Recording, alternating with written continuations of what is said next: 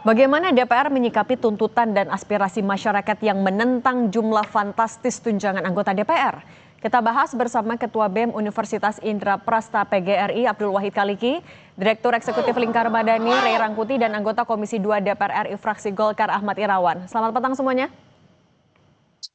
Malam Mbak, malam. Assalamualaikum warahmatullahi wabarakatuh. Waalaikumsalam warahmatullahi wabarakatuh. Saya mau ke Mas Wahid dulu. Mas Wahid, saya mau konfirmasi, kemarin jadinya ada anggota DPR kah yang menemui mahasiswa berdialog audiensi? Oke, baik. Terima kasih tim Kompas TV.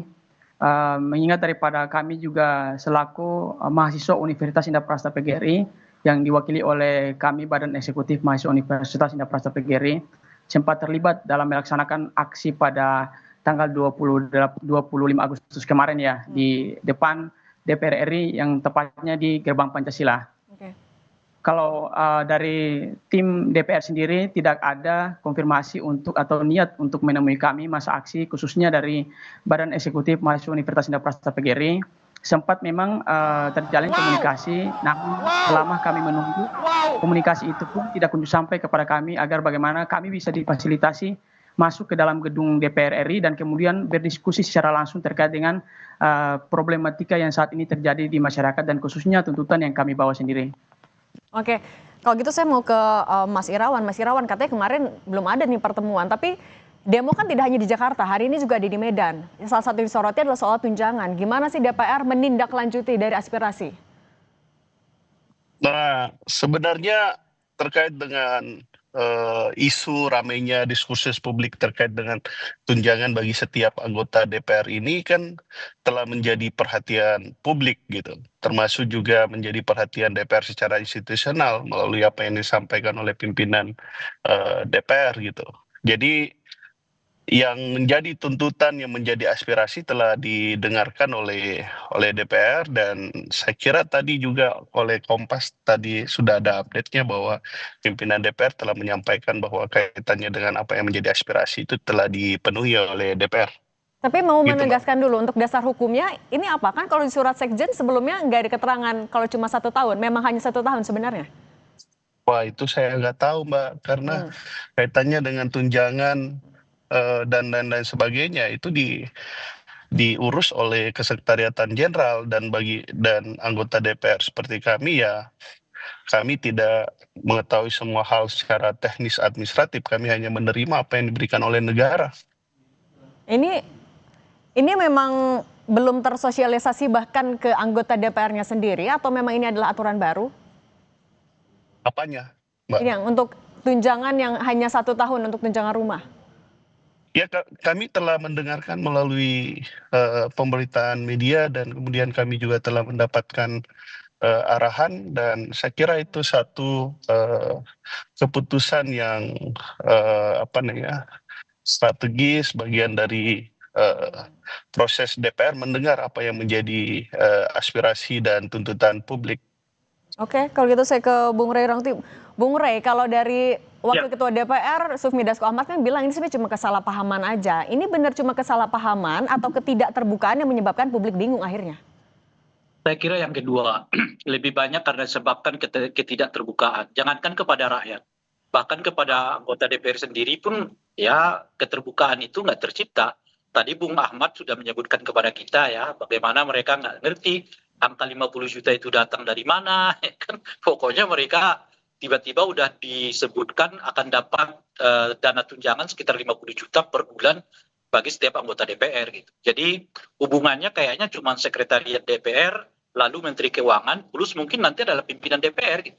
Dan ini bukan mekanisme yang tiba-tiba. Ini sudah terjadi berulang kali ya di DPR itu. Saya kan sejak tahun berapa itu ya, sejak tahun 2000-an kali ya udah berulang kali protes soal hal-hal yang didapatkan dengan sangat mewah oleh anggota DPR gitu. Dari misalnya soal tunjangan ini, tunjangan itu, ya mobil, ya kan, lalu rencana pembangunan gedung mewah di DPR dahulu di zamannya Pak Marzuki Ali, itu semuanya pernah kita protes gitu. Tapi umumnya jawaban dari anggota DPR itu nggak tahu. Kok tiba-tiba misalnya laptop, kami nggak pernah minta laptop loh, kok tiba-tiba ada gitu ya kan?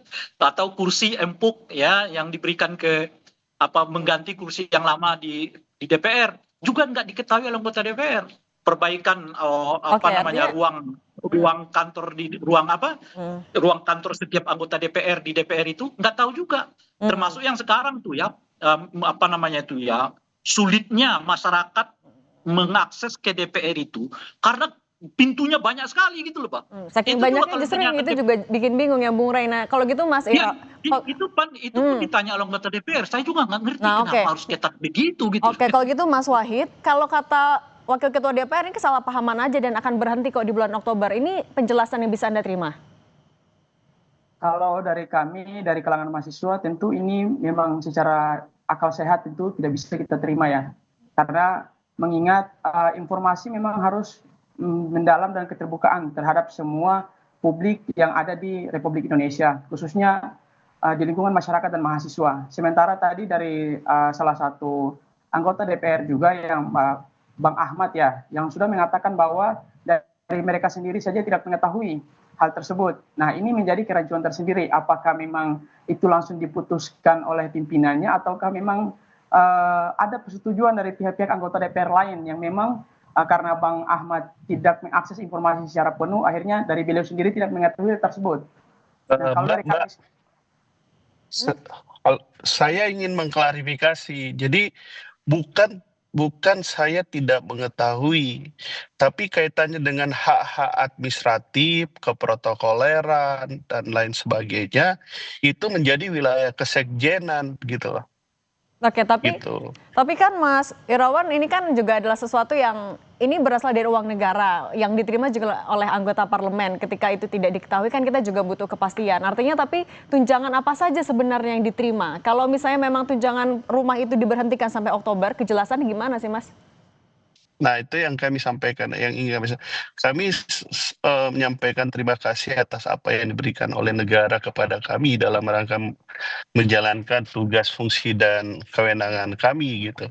Nah, kaitannya dengan pertanyaan yang seperti yang Mbak sampaikan, ya saya ingin mengatakan bahwa pertanyaan ini adalah pertanyaan yang sensitif dalam situasi sekarang, sehingga apapun yang menjadi jawaban kami itu pasti ditangkapnya dengan dianggap sebagai suatu hal yang keliru gitu loh. Padahal kaitannya dengan tunjangan itu kan dalam rangka untuk mengoptimalisasi pelaksanaan tugas, fungsi, dan kewenangan kami sebagai anggota DPR, baik itu fungsi legislasi, pengawasan, maupun dalam rangka mendukung kinerja kami di daerah pemilihan gitu. Oke, justru ini juga kita mau meluruskan, kita membuka ruang diskusi, tapi Mas Irawan mau memastikan, artinya kalau memang tunjangan rumah hanya sampai Oktober, hanya 1 tahun, Anda juga sebagai anggota DPR yang menerima, tidak masalah itu ya?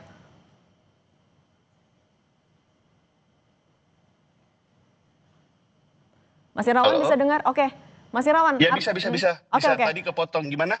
Artinya tapi kalau memang cuma sampai bulan Oktober 1 tahun saja tunjangan rumah, Anda tidak masalah?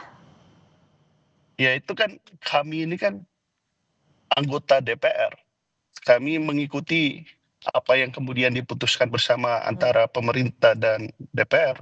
Dan sebagai satu institusi negara, anggota dari sebuah institusi negara, ya kami mensyukuri saja apa yang diberikan oleh negara, yaitu yang kami terima gitu loh.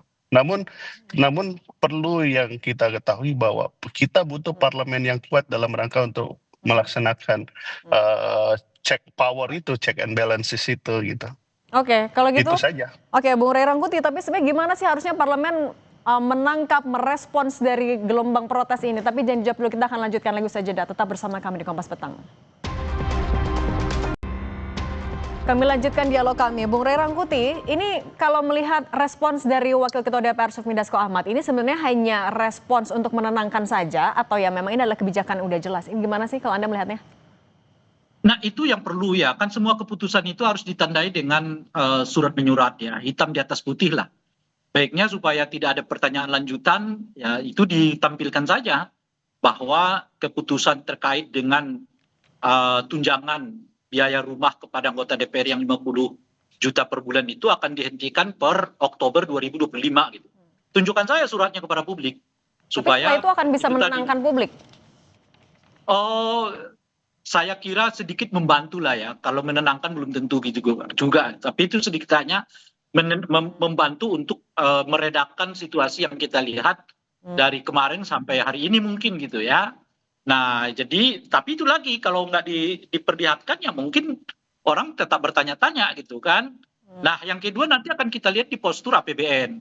Apakah APBN tahun 2026 misalnya alokasi pendanaan terhadap eh, rumah anggota DPR itu masih ada atau tidak? Realisasinya gitu. Tapi intinya begini ya, harus dicermati betul.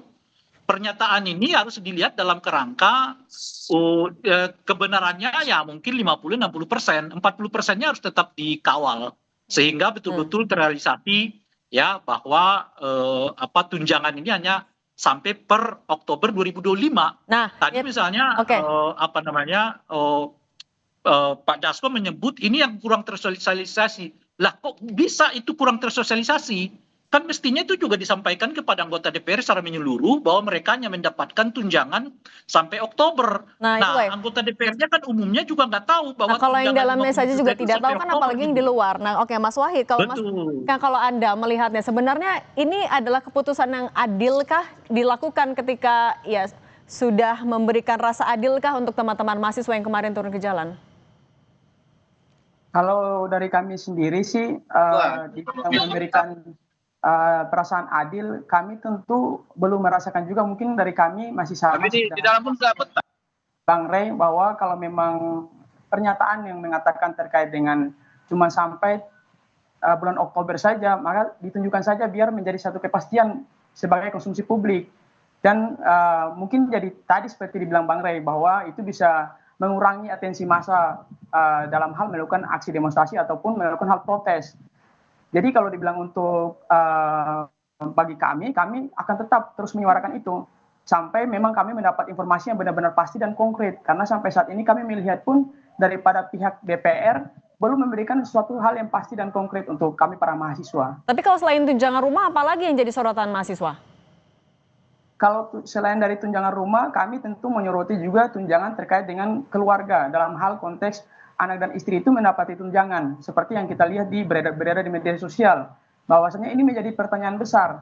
Sebenarnya daripada anggaran yang diberikan kepada anggota DPR ini, kami sebenarnya tidak masalah dengan tunjangan seperti itu. Namun kalau memang dibarengi dengan kinerja yang memang diharapkan oleh masyarakat. Kalau kita lihat dalam segi masalah yang ada saat ini terjadi di masyarakat, tentu ini berbanding terbalik sekali dengan apa yang diberikan dan apa yang dikasih oleh anggota DPR. Contohnya saat ini di Indonesia kita tahu terkait dengan masalah ekonomi yang saat ini mungkin belum membaik. Kemudian warga ataupun publik dikagetkan dengan tunjangan 50% dari 50 juta rupiah kepada anggota DPR ini. Tunjangan tinggi itu jadi tanya ketika kinerjanya dinilai belum sesuai. Nah, gimana Mas Irawan menanggapinya, kinerjanya yang disoroti? Ya, makanya kami melihat bahwa kritik yang disampaikan oleh publik, kritik yang disampaikan oleh teman-teman mahasiswa adik-adik kita itu sebenarnya lebih merupakan gambaran atas harapannya terhadap DPR harus bisa melakukan pengawasan yang efektif terhadap pemerintah, terus meningkatkan kualitas legislasinya dan lain-lain sebagainya. Jadi kami lebih melihat itu sebagai satu gambaran itu proses aksi hari ini bahwa harapan terhadap DPR ya itu sangat tinggi dan itu kami ucapkan terima kasih atas segala perhatian yang diberikan oleh publik dan teman-teman. Kalau gitu realisasinya gimana? Realisasi dari harapan tinggi itu gimana? Kalau mbaknya mengikuti, hampir tiap hari ada rapat-rapat check and balance terhadap program-program pemerintah dilakukan kepada DPR. Tapi saya ingin menyampaikan dua hal.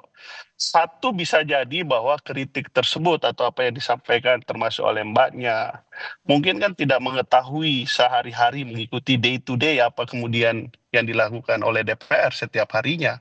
Bahwa kualitas kinerja pemerintah hari ini juga itu tidak terlepas dari apa yang pengawasan dilakukan oleh DPR. Yang kedua ya mungkin karena a priori gitu.